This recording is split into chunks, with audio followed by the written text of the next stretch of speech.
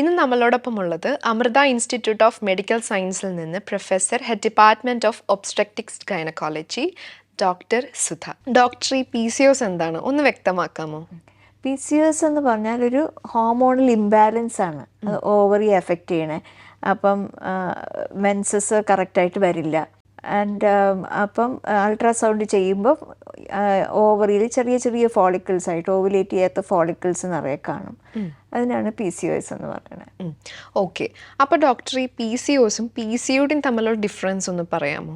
PCOS എന്താണെന്ന് വെച്ചാൽ ഓവറിയുടെ function നേരെ ആവാത്തുമ്പം മെയിൽ ഹോർമോൺ കൂടുതൽ പ്രൊഡ്യൂസ് ചെയ്യും. അപ്പോൾ അതിൻ്റെ എഫക്റ്റും കൂടെയൊക്കെ വരും. കുറച്ച് മുഖക്കുരു വരും, ഹെയർ ഗ്രോത്ത് വരും, പ്രത്യേകിച്ച് താടിയിലും മീശമാതിരിയൊക്കെ വരും. അപ്പോൾ എന്നിട്ട് മെൻസസ് കറക്റ്റായിട്ട് വരില്ല, താമസിക്കും. ചിലർക്ക് ഒരു 10-15 ദിവസം താമസിക്കും, ചിലവർക്ക് ഒരു 1.5-2 മാസമൊക്കെ വരാതിരിക്കും. അത് മൈൽഡ് ഫോമാണ്. അപ്പോൾ അതാണ് PCOD എന്ന് പറയണത്. സിൻഡ്രോം എന്ന് പറയുമ്പോൾ ഇത് കാരണം ഇത് ഓവറി മാത്രമല്ല എഫക്റ്റ് ചെയ്യുക, ഹോൾ ബോഡിയെ എഫക്റ്റ് ചെയ്യും. ദാറ്റ് ഇസ് ഇൻസുലിൻ റിസപ്റ്ററിൻ്റെ ഒരു റെസിസ്റ്റൻസ് വരും. അപ്പം ഇൻസുലിൻ ടേക്കപ്പ് ചെയ്യാതിരിക്കുമ്പോഴത്തേക്ക് വണ്ണം കൂടും, അമിതമായ വണ്ണം വരും. അപ്പം അത് വേറെ അത് ഓർഗൻസ്, ഹാർട്ട് അറ്റാക്ക് വരാം, പ്രഷർ വരാം, മെറ്റബോളിക് സിൻഡ്രോം, കൊളസ്ട്രോൾ കൂടാം. അപ്പോൾ അങ്ങനെയൊക്കെ വരും. പിന്നെ ഇത് പെർസിസ്റ്റ് ചെയ്ത് മെൻസസ് വരാതിരിക്കും, യൂട്രസിൻ്റെ ഉള്ളിലെ ലൈനിങ് കട്ടി വയ്ക്കും. അപ്പം ഭാവിയിൽ എൻഡോമെട്രിയൽ ക്യാൻസർ വരാം. അപ്പം അങ്ങനത്തെ ഒരു അവസ്ഥയ്ക്കാണ് പോളിസിസ്റ്റിക് ഒവേറിയൻ സിൻഡ്രോം എന്ന് പറയുന്നത്. രണ്ടും വലിയ വ്യത്യാസമൊന്നുമില്ല, ഒരു സ്പെക്ട്രം എന്ന് പറയാം. ഈ PCO തന്നെ അൾട്രാസൗണ്ട് ചെയ്യുമ്പോൾ അതൊരു PCO മോർഫോളജി, ഒരു സ്ട്രക്ചർ, ഓവറിയുടെ സ്ട്രക്ചറിനെയാണ് നമ്മൾ PCO എന്ന് പറയുന്നത്. It is need not be a disease. ഒരു നോർമൽ ഇൻഡിവിജ്വലും ചില സമയത്തൊക്കെ ഓവുലേഷൻ നടക്കാത്തപ്പം, എക്സാമ്പിൾ സൂൺ ആഫ്റ്റർ അത് പ്രായമായ ഉടനെ ചിലപ്പോൾ പീരിയഡ് റെഗുലറായിട്ട് വരില്ലല്ലോ, ആ സമയത്ത് നമ്മൾ അൾട്രാസൗണ്ട് ചെയ്ത് നോക്കിയാൽ ചിലപ്പോൾ നമ്മുടെ PCO മോർഫോളജി കാണും. എന്ന് പറഞ്ഞാൽ ആ കുട്ടിക്ക് PCO ഉണ്ടെന്നല്ല. അപ്പം PCO മോർഫോളജി മാത്രമല്ല PCOS ഡയഗ്നോസിസിന് വേണ്ടത്. അവരുടെ സൈക്കിൾ ഇറഗുലർ മെൻസസ് ആയിരിക്കണം, പിന്നെ ഹെയർ ഗ്രോത്ത് അല്ലെങ്കിൽ ടെസ്റ്റോസ്റ്ററോൺ കൂടുതലായതിൻ്റെ എവിഡൻസ് ഓഫ് ഹെയർ ഗ്രോത്ത്, അല്ലെങ്കിൽ അലോപേഷ്യ, തലയിൽ മുടിയില്ലാതെ കുറയുക, പിന്നെ അല്ലെങ്കിൽ ബ്ലഡ് ടെസ്റ്റ് ചെയ്യുമ്പോൾ ടെസ്റ്റോസ്റ്ററോണിൻ്റെ ലെവൽ ചെറുതായിട്ട് കൂടിയിരിക്കാം. ആൻഡ് അൾട്രാസൗണ്ടിൽ നിറയെ ഫോളിക്കിൾസും ഓവേറിയൻ വോളിയൂം നമ്മൾ മെഷർ ചെയ്യുമ്പം 10 cc കൂടുതലൊക്കെ ആണെങ്കിൽ ഇതെല്ലാം കൂടെ, അല്ലെങ്കിൽ അറ്റ്ലീസ്റ്റ് 2 of the 3 ക്രൈറ്റീരിയ ഉണ്ടെങ്കിലേ നമ്മൾ PCOS എന്ന് പറയുള്ളൂ. PCO മോർഫോളജി അൾട്രാസൗണ്ടിൽ ചിലപ്പോൾ കാണും, ഈ പറയുന്ന മാതിരി അഡോൾസൻസിലും. പിന്നെ ഈ പ്രഗ്നൻസി കഴിഞ്ഞിട്ട് ലാക്ടേഷൻ, പാല് കൊടുത്തുകൊണ്ടിരിക്കുമ്പോൾ നേരെ ചൊവ്വേ ഓവുലേഷൻ നടക്കില്ലല്ലോ, അപ്പം നോക്കിയാലും ചിലപ്പോൾ ഈ PCO മാതിരി ഉള്ളൊരു പടം നമ്മൾ അൾട്രാസൗണ്ടിൽ കാണും. That doesn't mean she has PCO. അഥവാ വണ്ണം കുറഞ്ഞ് കഴിയുമ്പോഴത്തേക്ക് അതങ്ങ് മാറും. അപ്പം ഈ ഓവുലേഷൻ നടക്കാത്ത സമയത്ത് കാണുന്ന ഒരു പിക്ചറാണ് PCO. ഓക്കെ. ഇപ്പോൾ PCODയെ കുറിച്ചും PCOSനെ കുറിച്ചും പറഞ്ഞു. ഈ PCOD വരാനുള്ള കാരണങ്ങൾ എന്തൊക്കെയാണെന്നൊന്ന് പറയാമോ? പണ്ടൊക്കെ നമ്മൾ കൂടുതലും ഔട്ട്ഡോർ ഗെയിംസും ഒക്കെ ഉണ്ടായിരുന്നു. ഇപ്പം ആ ലൈഫ് സ്റ്റൈലേ അങ്ങ് മാറിപ്പോയി. ഇപ്പം കൂടുതലും മൊബൈൽ, കമ്പ്യൂട്ടർ, പിന്നെ പഠിത്തം, അല്ല അനങ്ങണ പ്രശ്നമില്ല. അപ്പോൾ ഈ സെഡൻറ്ററി ലൈഫ് സ്റ്റൈൽ തന്നെയാണ് ഇതിൻ്റെ ഒരു കാരണം.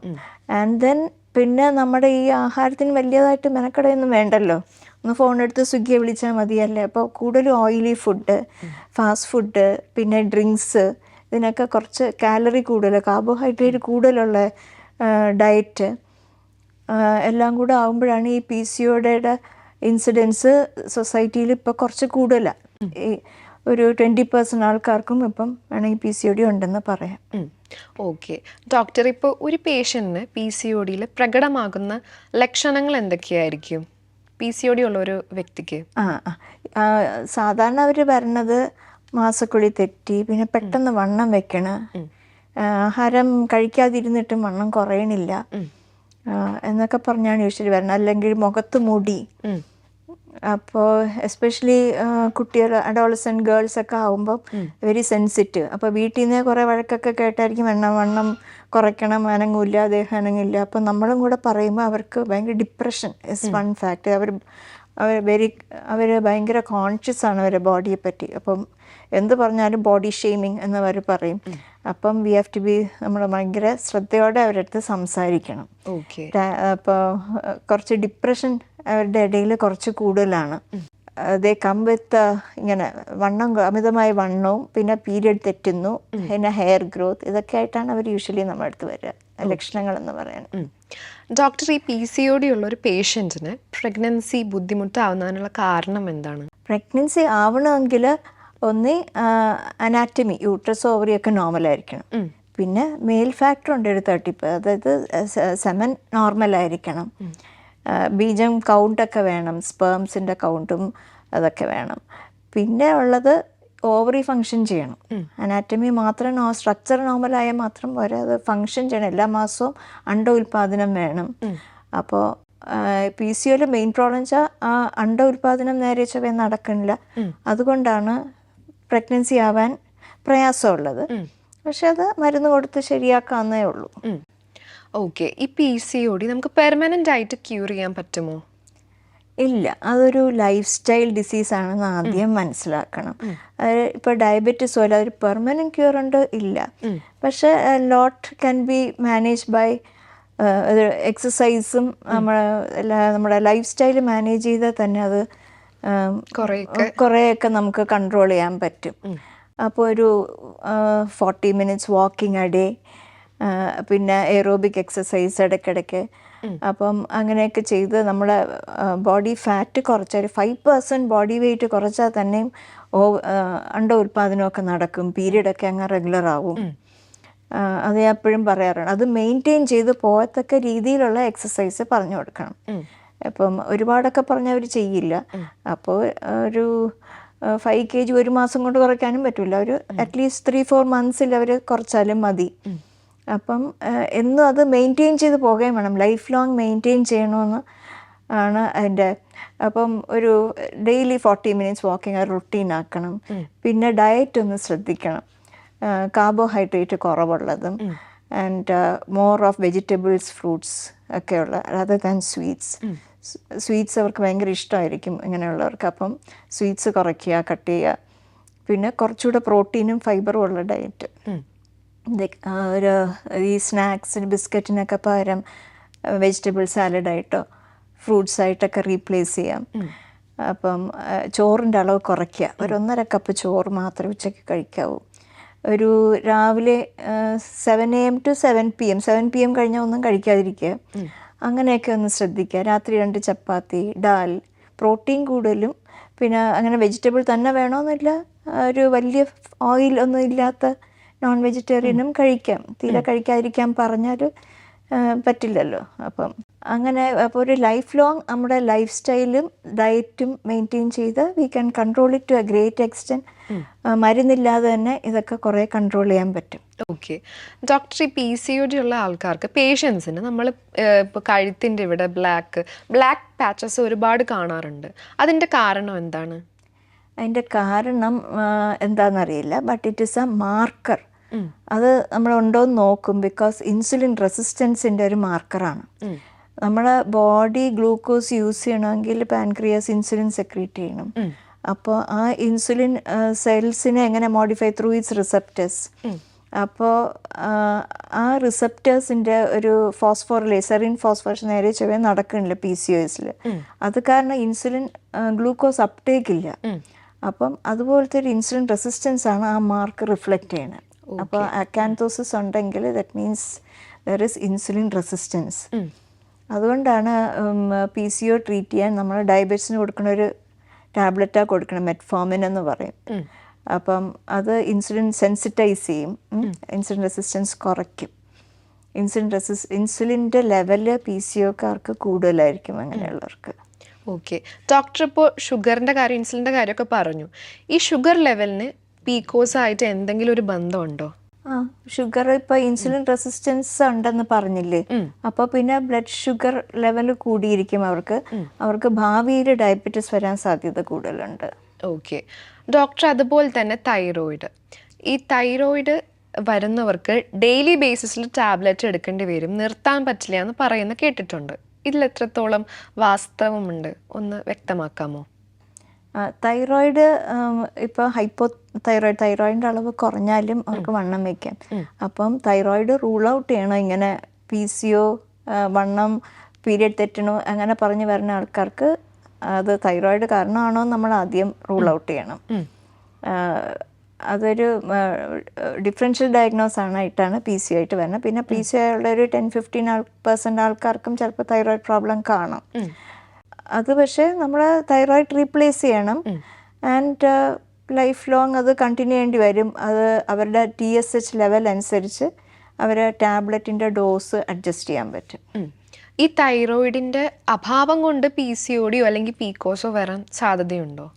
തൈറോയിഡ് കുറഞ്ഞു പോയാൽ വണ്ണം വയ്ക്കും, വണ്ണം വെച്ചാൽ PCO വരാൻ പറ്റുമല്ലോ. ഓക്കെ, അങ്ങനെ.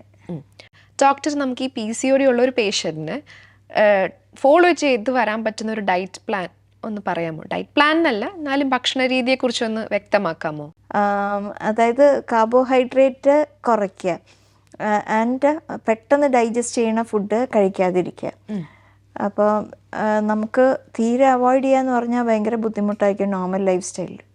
ഇപ്പോൾ ദോശ, ഇഡലി, ഫെർമെൻറ്റഡ് ഫുഡ് കഴിക്കണതിന് കുഴപ്പമൊന്നുമില്ല, അളവ് കുറയ്ക്കുക. 2 ദോശ 2 ഇഡ്ഡലി, അതിന് കുഴപ്പമൊന്നുമില്ല. അപ്പം അത് സാലഡായിട്ടോ ഫ്രൂട്ട്സായിട്ട് സ്വാപ്പ് ചെയ്യാൻ പറ്റുമെങ്കിൽ അതിന് പകരം വേറെ ഫ്രൂട്ട്സ്, വെജിറ്റബിളായിട്ട് കഴിക്കാൻ പറ്റുമെങ്കിൽ കൊള്ളാം. കൂടുതൽ പ്രോട്ടീൻ ഇൻക്ലൂഡ് ചെയ്യാം, ദാറ്റ് ഈസ് ഗുഡ്. അപ്പോൾ ഉച്ചയ്ക്ക് ഇപ്പോൾ ചോറ് കഴിക്കലെന്ന് മലയാളി എടുത്ത് പറഞ്ഞാൽ പറ്റില്ലല്ലോ. അപ്പോൾ ഒരു 1.5 കപ്പ് ചോറ്, no harm.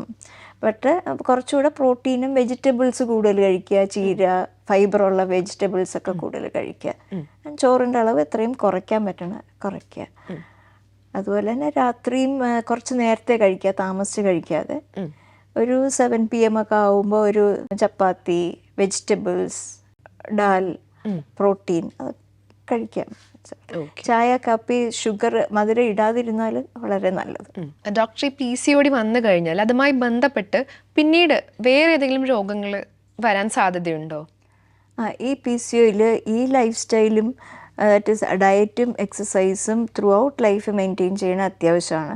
Because insulin resistance ഉള്ളതുകൊണ്ട് ഭാവിയിൽ ഡയബറ്റീസ് വരാം. പിന്നെ അമിത വണ്ണം വെക്കുന്നതുകൊണ്ട് കൊളസ്ട്രോൾ വണ്ണം വെക്കും, അത് കാരണം കൊളസ്ട്രോൾ വരാം. ഈ വണ്ണം വെക്കണ കാരണം തന്നെ കുറച്ച് ഇൻഫ്ലമേറ്ററി മാർക്കേഴ്സ് ബോഡിയിൽ കൂടും. അപ്പം അത് തന്നെ ഹാർട്ട് അറ്റാക്ക് ഒക്കെ വരാൻ സാധ്യതയുണ്ട്. ഹൈ ഡെൻസിറ്റി ലൈപ്പോപ്രോട്ടീൻ കുറയാം, ബാഡ് കൊളസ്ട്രോൾ എന്ന് പറയുന്നത് കൂടാം, ട്രൈഗ്ലിസറൈഡ്സ് കൂടും. അതിനൊക്കെ ഇതെല്ലാം കൂടെ ഉള്ളതിനാണ് മെറ്റബോളിക് സിൻഡ്രോം എന്ന് പറയുന്നത്. അപ്പം അതൊക്കെ വരാം. പിന്നെ മാത്രമല്ല ഈ ചെറിയ ചെറിയ ഫോളിക്കിൾ ഓവറിയിലുള്ളത് ഈസ്ട്രജൻ ഉണ്ടാക്കും. അപ്പം ആ ഈസ്ട്രജൻ പോയി യൂട്രസിൻ്റെ ഉള്ളിലെ ലൈനിങ്ങിൻ്റെ കട്ടിയാക്കും. അപ്പം എൻഡോമെട്രിയൽ ഹൈപ്പർപ്ലേസിയ എന്നൊരു ഇത് വരാം. അത് ചിലപ്പം ക്യാൻസറായിട്ട് മാറാം ഭാവിയിൽ. അപ്പം യൂട്രസിൻ്റെ ഉള്ളിൽ എൻഡോമെട്രിയൽ ക്യാൻസറായിട്ട് മാറാം അത്. ഡോക്ടർ, ഈ PCOD കാരണം നമ്മൾക്ക് ഇപ്പോൾ കേട്ടിട്ടുണ്ട് യൂട്രസിൽ മുഴകൾ അങ്ങനെ എന്നൊക്കെ പറഞ്ഞിട്ട്, അതൊക്കെ ഇത് കാരണം വരുന്ന ആഫ്റ്റർ എഫക്ട്സ് ആണോ? യൂട്രസിലെ മുഴകൾ, ഫൈബ്രോയിഡ് ഒക്കെ ഈസ്ട്രജൻ ഡിപ്പെൻഡൻ്റ് ആണ്. അത് PCOD കാരണമല്ല, അതൊരു 30% ആൾക്കാർക്കും ഉള്ളതാണ് ഫൈബ്രോയിഡ് ഒക്കെ. എൻഡോമെട്രിയോസിന്റെ അളവ് PCOയിൽ കൂടുതലാണ്. ഓക്കെ ഡോക്ടർ, ഇൻഫെർട്ടിലിറ്റി അതിനെക്കുറിച്ചൊന്ന് വ്യക്തമാക്കാമോ? PCOക്കാർക്ക് കൺസീവ് ചെയ്യാൻ പ്രയാസപ്പെടുന്നതെന്ന് വെച്ചാൽ ഓവുലേഷൻ നേരെ നടക്കില്ല. അപ്പോൾ നമുക്ക് ചെയ്യാൻ പറ്റണമെന്ന് വെച്ചാൽ അപ്പാർട്ട് ഫ്രം വെയിറ്റ് റിഡക്ഷൻ, നമുക്ക് ഓവുലേഷൻ ഉണ്ടാവാനുള്ള ഓവുലേഷൻ ഇൻഡ്യൂസിങ് ഡ്രഗ്സ് എന്ന് പറയും, ക്ലോമിഫിൻ അല്ലെങ്കിൽ ലെട്രോസോൾ കൊടുക്കാം.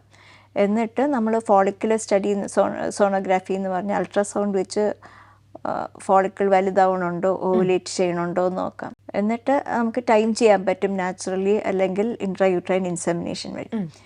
ഇൻട്രായൂട്രൈൻ ഇൻസെമിനേഷൻ സേഫാണ്. ഹസ്ബൻഡ് സെമൻ നോർമൽ ആണെങ്കിൽ അതൊന്ന് വാഷ് ചെയ്ത് മോട്ടൈൽ സ്പേംസ് എടുത്ത് ഉള്ളിലിടുന്നു എന്ന് മാത്രമേ ഉള്ളൂ. ഇതിലൊന്നും സക്സീഡ് ചെയ്തില്ലെങ്കിൽ നമുക്ക് ഇഞ്ചക്ഷനിലോട്ട് മാറേണ്ടി വരും. ഇഞ്ചക്ഷൻ കൊടുത്ത് ഓവം വലുതാക്കണം. അതല്ല, അതും ഫെയിൽ ചെയ്യുകയാണെങ്കിൽ നമുക്കൊരു സർജിക്കൽ പ്രൊസീജിയർ ഉണ്ട്, ഒരു ലാപ്രോസ്കോപ്പ് വഴി ഓവേറിയൻ പങ്ക്ചർ ചെയ്യാം. ഓക്കെ. ഇപ്പോൾ ഇങ്ങനത്തെ പേഷ്യൻസിന് അല്ലെങ്കിൽ നോർമലായിട്ടുള്ള ഒരു സ്ത്രീകൾക്ക് ഫോളോ ചെയ്യേണ്ടത് ഈ PCOD അല്ലെങ്കിൽ ഇതുപോലത്തെ അസുഖങ്ങൾ വരാണ്ടിരിക്കാൻ വേണ്ടി ഫോളോ ചെയ്യേണ്ട എന്തെങ്കിലും ഉണ്ടെങ്കിൽ അതൊന്ന് പറയാമോ? ഇപ്പോൾ ഇറ്റ് ഈസ് ക്വൈറ്റ് കോമൺ. എല്ലാവർക്കും ഒന്ന് പീരീഡ് തെറ്റിയ, അല്ലെങ്കിൽ കുറച്ച് മോക്കുരു വന്നാൽ, അല്ലെങ്കിൽ കുറച്ച് ഹെയർ ഗ്രോത്ത് ഉണ്ട്, ഉടനെ PC ആണോ അല്ലയോ എന്ന് നോക്കാൻ വരും. സോ ഞാൻ പറഞ്ഞില്ലേ, ultrasound it's only A PCO morphology, it's A picture which can change with your life style. നമ്മൾ വെയിറ്റ് ഒന്ന് കുറച്ചാൽ തന്നെ അതങ്ങ് മാറും. ഓവുലേഷൻ അറ്റ് ടൈംസ് എല്ലാവർക്കും അനോവുലേഷൻ കുറച്ച് time in the life time ചിലപ്പോൾ കാണും. അത് തനിയെ കറക്റ്റ് ആയിക്കോളും. ആൻഡ് എവറിബഡി, എല്ലാവരും ലൈഫ് സ്റ്റൈലൊന്ന് മോഡിഫൈ ചെയ്താൽ it's good for everything. Doctor, ഈ ഇറഗുലർ പീരീഡ്സ് അല്ലാണ്ട് PCOD വരാൻ എന്തെങ്കിലും കാരണങ്ങളുണ്ടോ? PCOD ഒരു 80% അവർ പ്രസൻറ്റ് ചെയ്യുന്ന ഇറഗുലർ പീരീഡ്സ് ആയിട്ട്. പക്ഷെ ഒരു 10-15% ആൾക്കാർക്ക് റെഗുലർ സൈക്കിൾ ഉണ്ട്, പക്ഷെ ഓവുലേഷൻ നേരെ നടക്കണില്ല. അങ്ങനെയുണ്ട്. ഓക്കെ. ഡോക്ടർ നേരത്തെ 2 തരം PCOD ഉണ്ടെന്ന് പറഞ്ഞു. അതെ അതെ. അതെന്താണെന്നൊന്ന് ചെറിയ രീതിയിൽ വ്യക്തമാക്കാമോ? കോമൺലി നമ്മൾ കാണുന്ന ഒബീസ് PC ആണ്. പക്ഷേ ലീനായിട്ടുള്ള ആൾക്കാർക്കും ഇപ്പോൾ പ്രഗ്നൻസി ആവണില്ല എന്നും പറഞ്ഞ് വരുമ്പോഴാണ് നമ്മൾ നോക്കുമ്പോൾ ഓവറിയിൽ PCO കാണുന്നത്. അപ്പം അത് ഞാൻ പറഞ്ഞില്ലേ, PCOD ഡയഗ്നോസ് ചെയ്യാൻ റോട്ടർഡാം ക്രൈറ്റീരിയ എന്ന് പറഞ്ഞുണ്ട്. ഒന്ന് ഇറഗുലർ പീരിയഡ്സ് ആയിരിക്കണം, പിന്നെ അൾട്രാസൗണ്ടിൽ PCO എവിഡൻസ് കാണണം, പിന്നെ ഒന്ന് ക്ലിനിക്കലോ biochemical evidence of testosterone male hormone increase, അതായത് ഹെയർ ഗ്രോത്തോ അല്ലോ ഹെയർ ലോസോ അല്ലെങ്കിൽ മുഖത്ത് നിറയെ മോക്കുരു വരിക, അല്ലെങ്കിൽ ബ്ലഡ് ടെസ്റ്റ് ചെയ്യുമ്പോൾ ചിലപ്പോൾ ടെസ്റ്റോസ്റ്ററോൺ ലെവൽ കൂടിയിരിക്കും. അപ്പോൾ ഇതിൽ ഏതെങ്കിലും ഉണ്ടെങ്കിലാണ് PCOD നമ്മൾ ഡയഗ്നോസ് ചെയ്യണത്. ഓക്കെ. ഡോക്ടർ, നമ്മൾ ഈ PCOD എങ്ങനെയാണ് ട്രീറ്റ് ചെയ്യുന്നത്? അത് ഇറ്റ് ഡിപ്പെൻഡ്സ് ഓൺ ഏത് ഏജ് ഗ്രൂപ്പിൽ അവർ വരണേന്ന്. ഇപ്പം അഡോളസെൻറ്റ് ഏജ് ഗ്രൂപ്പ് അല്ലെങ്കിൽ ബിഫോർ മാരേജ് അവർ വരികയാണെങ്കിൽ അവരുടെ മെയിൻ ഉദ്ദേശം എന്താ, സൈക്കിളൊന്ന് കറക്റ്റ് റെഗുലർ ആക്കണം, അവർക്ക് പ്രെഡിക്റ്റ് ചെയ്യണം എപ്പോഴാണ് പീരീഡ് വരണേന്ന്. അപ്പോൾ നമ്മൾ ഓറൽ കോൺട്രസെപ്റ്റീവ് പിൽസാണ് കൊടുക്കണേ. അതല്ലെങ്കിൽ എല്ലാ മാസവും പ്രൊജസ്ട്രോൺ മാത്രം ഒരു 5 ദിവസം കഴിച്ചിട്ട് പീരീഡ് വരുത്തുക. 2 ഓൾട്ടർനേറ്റീവ്. അതിൽ ബെറ്റർ ഓപ്ഷൻ ഏതാണെന്ന് വെച്ചാൽ ഈ ഓറൽ കോൺട്രസെപ്റ്റീവ് പിൽസ് തന്നെ 21 ദിവസം കഴിക്കുക, ഒരാഴ്ച ഗ്യാപ്പ് ഇടുക, വീണ്ടും 21 ദിവസം കഴിക്കുക, ഒരാഴ്ച ഗ്യാപ്പ് ഇടുക. അപ്പോൾ എന്താണെന്ന് വെച്ചാൽ അവർക്ക് സംശയം, ഈ ഹോർമോൺ ഒരുപാട് കഴിച്ചാൽ നമുക്ക് എന്തെങ്കിലും പ്രശ്നം ഉണ്ടാവുമോ? ഹോർമോൺ ഗുളിക കഴിച്ചാൽ ചിലപ്പോൾ കുറച്ച് വണ്ണമൊക്കെ വയ്ക്കുക, ഒരു ബ്ലോട്ടഡ്നെസ് ഒക്കെ തോന്നിക്കാം, പക്ഷേ യൂഷ്വലി വലിയ കുഴപ്പമൊന്നും ഉണ്ടാവില്ല യങ് ഏജിൽ കഴിക്കണേൽ. അപ്പോൾ അത് അങ്ങനെയാണ് നമ്മൾ യൂഷ്വലി യങ്ങർ ഏജ് ഗ്രൂപ്പിനെ മാനേജ് ചെയ്യണം. പിന്നെ ആഫ്റ്റർ മാരേജ് അവർ വരുമ്പോൾ അവരുടെ പ്രയോറിറ്റി മാറും, അവർക്ക് പ്രഗ്നൻസി വേണം. അപ്പം പിന്നെ നമ്മൾ ഓവുലേഷൻ നടക്കാനുള്ള വഴി നോക്കും. നമ്മൾ ഓവുലേഷൻ കുറച്ച് എഫക്റ്റീവ് ആവും, മെറ്റ്ഫോമിൻ ഒക്കെ കൊടുക്കും, ഇൻസുലിൻ സെൻസിറ്റൈസേഴ്സ് കൊടുക്കും, അതിനൊപ്പം ഓവുലേഷൻ നടക്കാനുള്ള ടാബ്ലറ്റും കൊടുക്കും. അങ്ങനെ അവരെ മാനേജ് ചെയ്യണേ. പിന്നെ ഓൾഡ് ഏജ് ഗ്രൂപ്പിൽ വീണ്ടും വരാം, ഈ ഓവുലേഷൻ നേരെ ചൊവ്വേ നടക്കാത്തപ്പോൾ കൂടുതൽ ബ്ലീഡിങ് വരാം. കുറേ ദിവസം വരാം, 1-2 മാസം മെൻസസ് വരാതെ ഇരുന്നിട്ട് കൂടുതൽ ബ്ലീഡിങ് ആയിട്ട് പ്രസൻറ്റ് ചെയ്യാം. അപ്പോൾ പിന്നെ അവരെ പറഞ്ഞ് മനസ്സിലാക്കണം, സൈക്കിൾ ഓവുലേഷൻ നടന്നാലാണ് പ്രൊജസ്ട്രോൺ എന്ന് പറഞ്ഞൊരു ഹോർമോൺ വരുന്നത്. അതും കൂടെ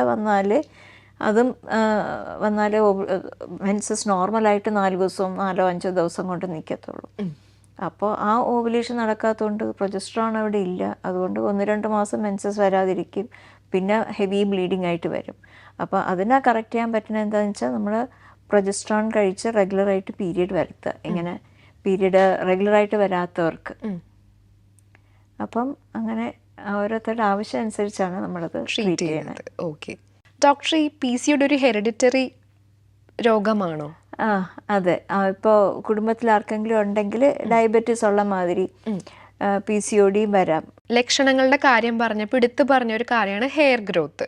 ഈ ഹെയർ ഗ്രോത്തിന് നമുക്ക് എന്താ ചെയ്യാൻ പറ്റുക? ഹെയർ ഗ്രോത്ത് വന്ന മുടിക്ക് നമുക്കൊന്നും ചെയ്യാൻ പറ്റൂല. യൂഷ്വൽ വാക്സിങ്, ഷേവിങ് അതൊക്കെ ചെയ്യാൻ പറ്റുള്ളൂ.